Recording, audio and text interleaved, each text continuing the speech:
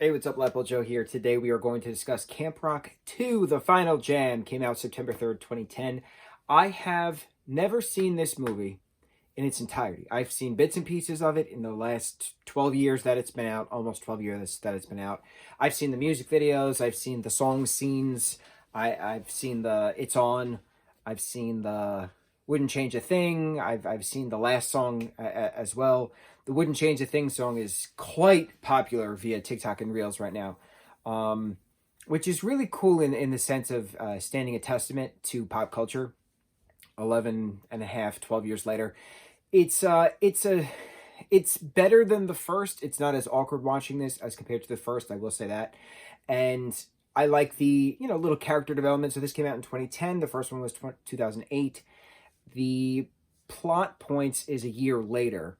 So it's the next summer. So there's Camp Star, which just opened next to Camp Rock. And so there's a big battle of who's the better camp and, who's going to keep their doors open, who's going to close. Shane Gray and Mitchie, Joe Jonas and Demi Lovato, respectively, are, back together again, finally creating more music. It's just a matter of how do you keep the camp open and how do you defeat your enemy, and is your enemy really your enemy, or can we all work together? So it's and then the song, We Can't Back Down. It's Alison Stoner's back in there as well. She's doing a lot more choreography, which is really neat to see. It's better than the first. It's not great. It's still nostalgic. It still brings the happy, campy, happy camp summer nostalgic memories. There we go. I do enjoy the fact that the music is just still as popular as it was back then. It's probably more popular than it was back then. It's amazing how with different eras, because this was a very specific millennial era that is not anywhere of what Disney Channel is today. From my understanding, it was a specific era that is just so poignant in the development of we millennials, of us millennials. It's pretty neat seeing, how far certain actors and actresses have come, how far certain actors and actresses have fallen, how far the pop culture aspect of this film, of this franchise, the two films that it is, keeps going. Demi Lovato and the Jonas Brothers were ruling Disney at that point.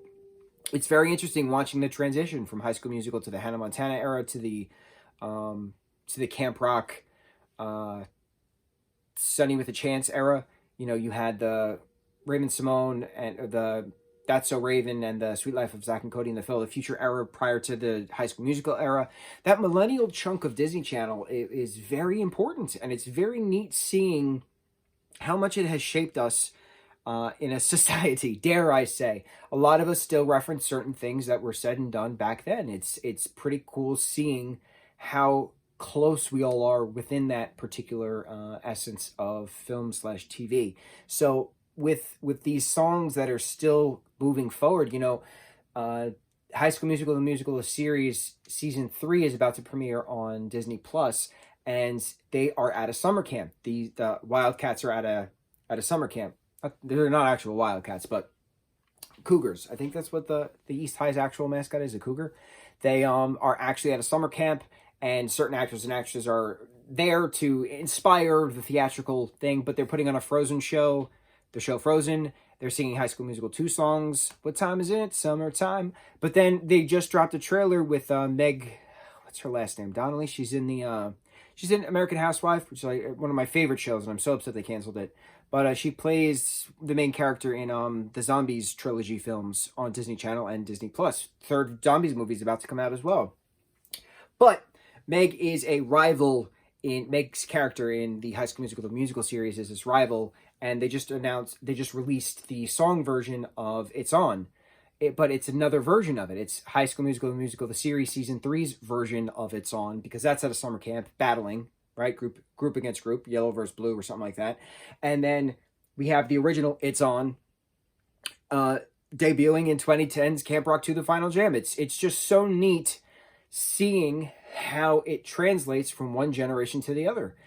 That's what High School Musical is. That's why High School Musical is so relevant still, because look what's happening right now. We have Olivia Rodrigo just being an absolute mega superstar throughout all of worldwide phenomenon. She had a few different episodes within a few different Disney Channel shows. She was then on Bizarre Vark for quite some time. She is the Gen Z representation. We had our millennial Gen Y representation. She is the Gen Z representation for Disney. But she then got even more popular within High School Musical, the musical, the series, which came out in 2019. And then here she is, a worldwide phenomenon in season 3 for a brief second.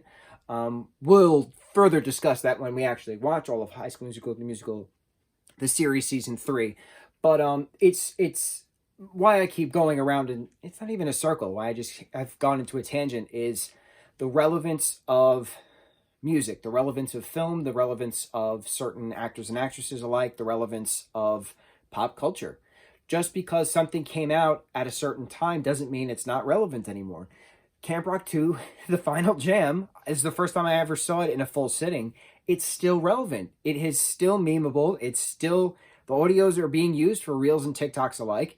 And we're going to have another iteration of a song from it within a third season of Disney's High School Musical, the musical, the series, which is inspired from 2006's High School Musical. It's just so cool seeing the different generations come together. I think that's the point of why I'm rambling.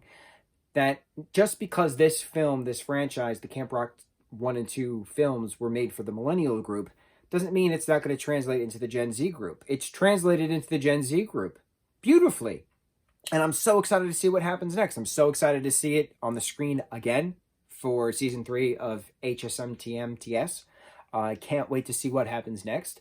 And on to the next DCOM review. What shall we discuss next? It's another summer film. That's why we've been binging these summer films, these summer DCOM films, to give perspective.